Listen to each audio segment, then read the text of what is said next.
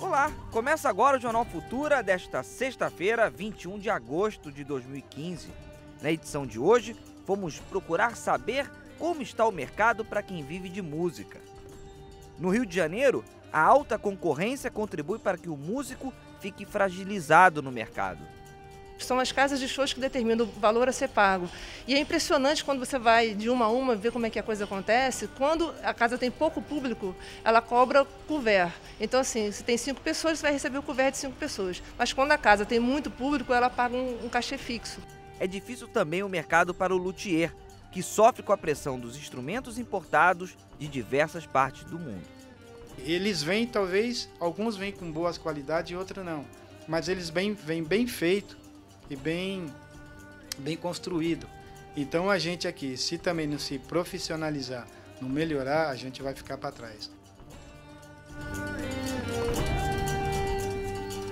Como será seguir uma carreira musical no Brasil? Compor canções, gravá-las e correr de braços abertos para o sucesso? Claro que não, né? Para o músico profissional, as possibilidades são as mais diversas e exigem formação, dedicação e muito trabalho e persistência. Bem diferente da vida glamurosa que nós possamos imaginar dos nossos ídolos. O maior desafio é conquistar um mercado complexo, de muitas encruzilhadas e pouca fiscalização, e que costuma abusar dos profissionais, pagando salários e cachês muito abaixo do que seria o mínimo necessário. No Rio de Janeiro, um dos principais centros de produção musical do país, estamos falando do Rio de Janeiro, hein? O repórter Márcio Rezende conversou com profissionais da área para entender como anda o mercado nos dias de hoje. Vamos ver na reportagem. Moço, olha o vexame, o ambiente exige respeito pelos estatutos da nossa gafieira. Dessa noite inteira, mas dance direito.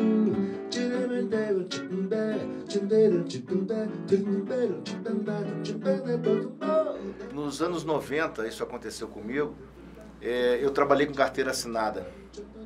Existia dentro do Rio de Janeiro, era uma outra época, e dentro do Rio de Janeiro existiam várias casas noturnas. E essas casas noturnas, elas assinavam a carteira dos músicos. Pra você ter noção, hoje em dia não existe mais isso. O empresário da casa noturna, talvez pela falta dessa busca do músico não se impor, do músico não chegar e exigir, não, eu vou trabalhar aqui se tiver carteira assinada, eu vou trabalhar aqui se tiver uma nota contratual para eu me resguardar para os meus direitos, para o meu futuro, enfim.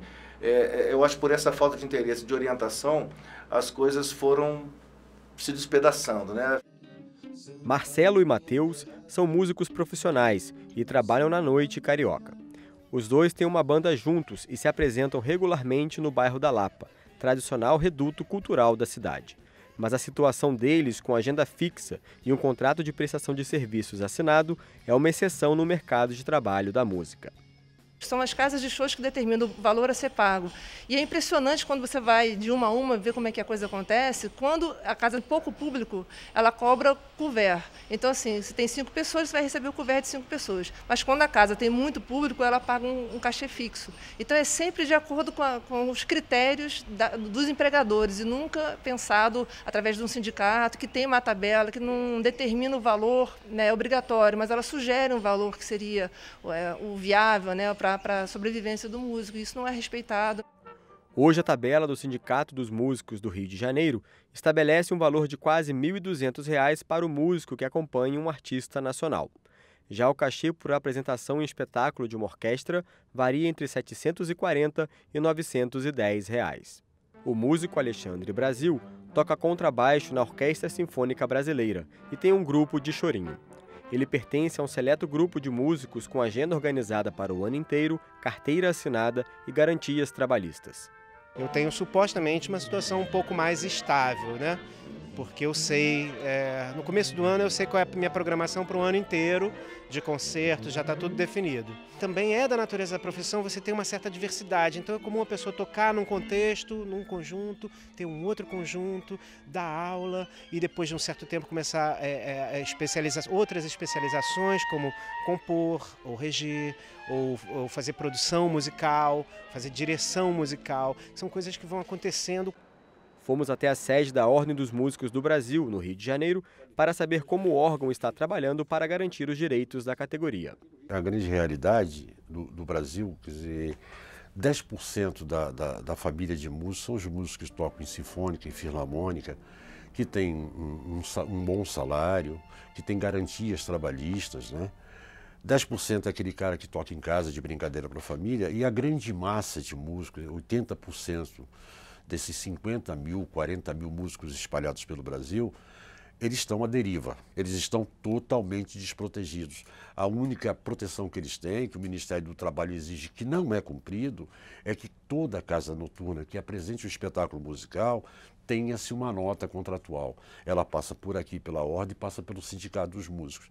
E ali está o valor que o músico vai receber pela sua apresentação, seja no barzinho da Lapa, na banda de baile, ou na periferia lá de São Paulo. O Ministério do Trabalho, que tem a obrigação de fiscalizar, deveria fiscalizar. Ele fiscaliza tantas coisas e não tem um número suficiente de fiscais que a música sempre fica deixada de lado. Isso já ajudaria bastante, porque a gente conseguiria ter alguma força, porque o sindicato e até mesmo a ordem não se sente capaz ou habilitado a fazer esse tipo de fiscalização, né? Marcelo reconhece que a alta competitividade no mercado de trabalho faz com que os músicos se sujeitem às regras impostas pelos contratantes. Eu acho que o próprio músico teria que ter um posicionamento, um bom posicionamento. Olha, eu toco sim, mas portanto, entendeu? Eu toco sim, mas com uma nota contratual. Eu toco sim, mas com uma carteira assinada. Mas hoje em dia, nem eu posso fazer isso. Eu tenho esse posicionamento, mas às vezes eu mesmo me sinto, tenho a necessidade, né, de alimentar a minha família, né, e eu tenho que me sujeitar de repente, não tem carteira, não tem nota contratual, não, mas tudo bem, vamos lá, vamos fazer. Se o músico entendesse que ele é um trabalhador como qualquer outro, que não adianta ele trocar o trabalho dele por um pedaço de pizza ou um chopp, e isso vai prejudicar toda uma classe, essa conscientização, essa busca pelos os órgãos competentes, o sindicato, isso já ajudaria bastante. Os baixos valores pagos para apresentações musicais têm levado muitos músicos para a área da educação. Mas eu também já procurei dar aula, desde a faculdade, né? E aí isso por conta do dinheiro, é o que motiva, eu acho. Mas no meu caso é uma coisa que eu gosto bastante também. Eu encontrei um caminho, né? Que me dá prazer também. Quem não gosta de samba, bom sujeito não é. É ruim da cabeça ou é doente do pé. Curioso, né? Num país como o nosso, de tamanha diversidade musical, difícil é encontrar uma pessoa como, por exemplo, o grande poeta João Cabral de Melo Neto, autor de O Cão Sem Plumas e Morte e Vida Severina, que dizia o seguinte, que detestava música e que seus poemas estavam mais próximos da pintura e do cinema. O gosto do brasileiro pela música já seria o suficiente para a valorização do ofício de cantar ou de tocar um instrumento. Uma profissão, por sinal, que exige formação específica e muito estudo e que deve ter início ainda na escola. Hoje, o ensino da música em sala de aula já é obrigatório, mas ainda não está consolidado. Isso é fato. E a maior crítica que recebe é pela falta de formação dos professores. Então, hoje, o Antônio Góes, o nosso colunista de educação, fala da importância e dos desafios de relacionar a sala de aula e o bom aprendizado da música.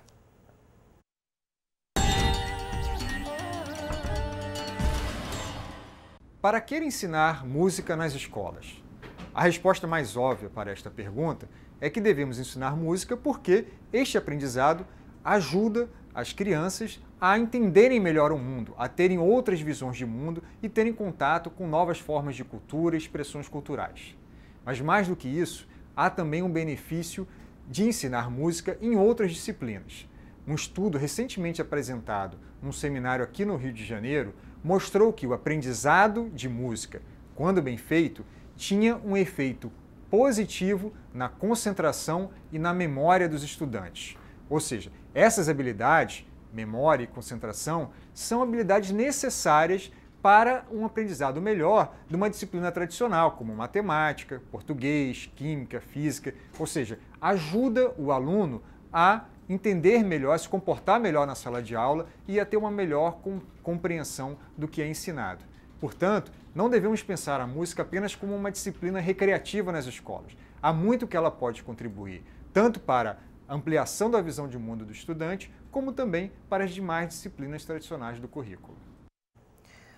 Pois é, aproveitando que estamos falando de educação, eu gostaria de lembrar os pré-selecionados no FIES, o Fundo de Financiamento Estudantil, que as inscrições elas terminam no domingo, hein, gente? O site do FIES é esse que está na sua tela agora, fiesseleção.mec.gov.br, vai lá, complete, é só até domingo, depois pode dar problema, ou melhor, vai dar problema, ok? E a gente lembra também que estão abertas as inscrições para a FUVEST, o vestibular da USP. O processo vai selecionar 9.568 candidatos para a USP e 120 para o curso de Medicina da Faculdade de Ciências Médicas da Santa Casa de São Paulo.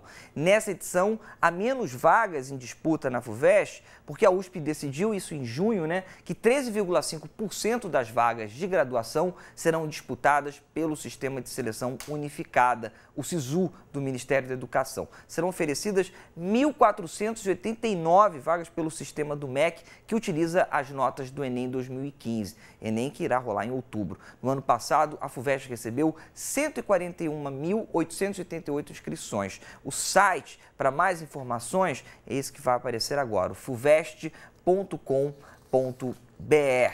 A gente vai para um intervalo rapidinho, em minutos a gente volta. Eu espero por você. No próximo bloco, a fabricação artesanal de instrumentos de cordas pressionada pelas marcas importadas. Estamos de volta com o Jornal Futura, no seu canal Futura. O mercado da música vai além de estúdios, palcos ou até mesmo bares.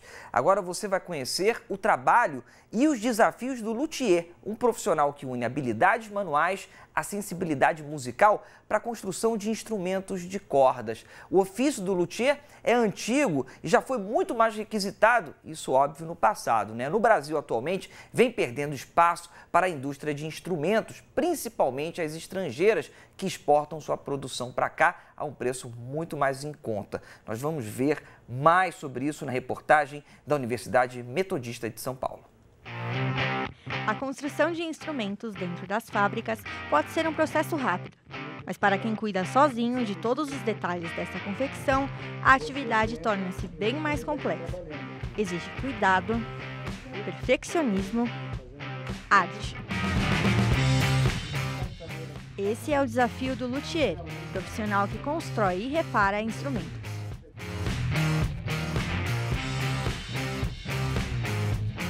Donizete é luthier há 25 anos e constrói guitarras e baixos. Ele seguiu no ramo inspirado no pai. Na época, eram poucos os profissionais no mercado, então era preciso aprender na prática.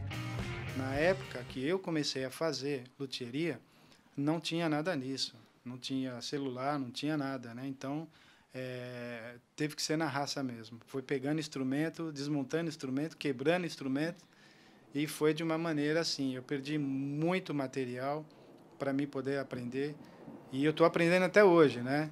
Escolher a melhor madeira, fazer os cortes adequados, instalar a parte elétrica.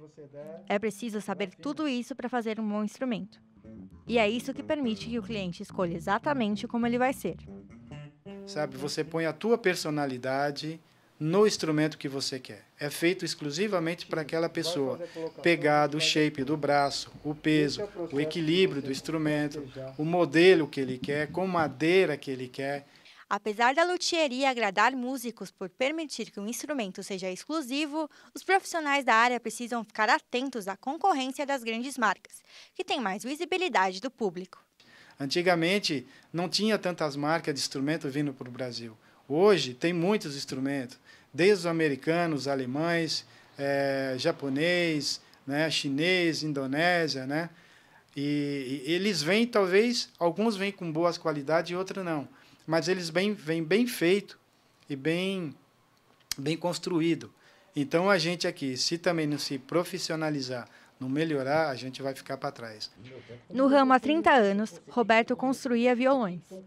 Hoje, o profissional só faz a parte técnica, ou seja, ajustes, justamente por causa da competição do mercado. Aí depois, logo seguido, aí, com o tempo, começou a vir esses produtos chineses, né, com preço bem mais barato, mais em conta, então começou a ficar tornando inviável. Para muitas pessoas pequenas, né, com pouco capital, de você conseguir importar aquilo para você poder montar um instrumento bom com preço para concorrer. Que no fim não deu, né? A maioria que eu conheci, um monte fecharam, né? Mesmo sendo uma área difícil de empreender, onde a competição com as grandes marcas se torna um desafio, a luthieria sempre terá interessados, já que oferece, além da exclusividade, uma arte cada vez mais rara. O instrumento é como roupa, você tem que vestir e servir em você. Se o músico não se sentir bem com o seu instrumento, não adianta.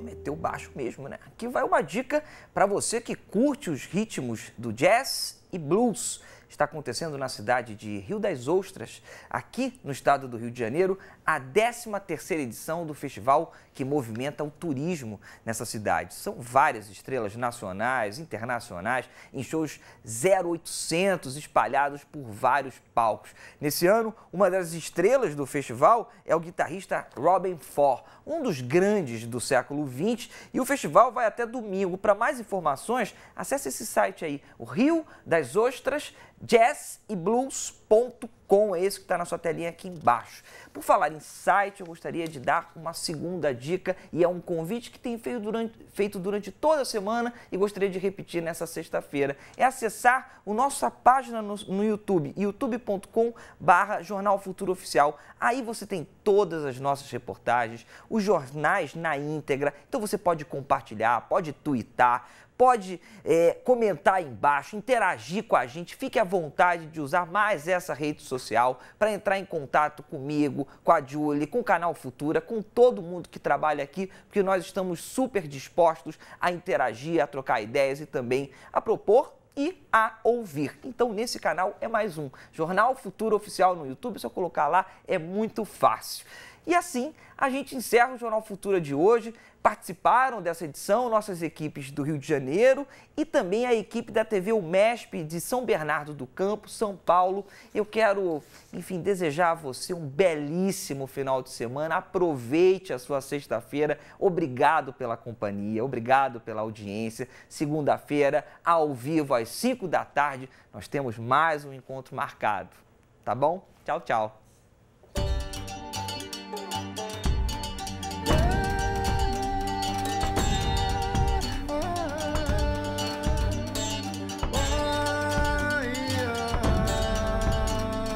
Well,